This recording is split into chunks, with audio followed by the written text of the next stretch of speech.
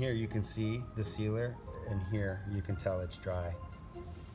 You can see as you get closer in your travertine that there'll be scratches in the sealer itself.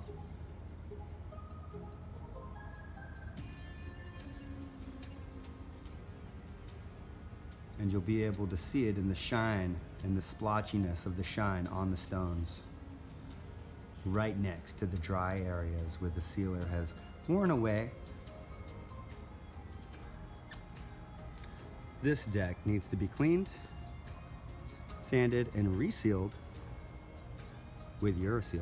This has been freshly cleaned, and it's bare travertine. You'll also notice if you run your hand across it, there'll be smooth patches if it's sealed. Okay, this should have a little bit of a rough texture even though it's a smoother stone. All right, this is just cleaned, bare travertine.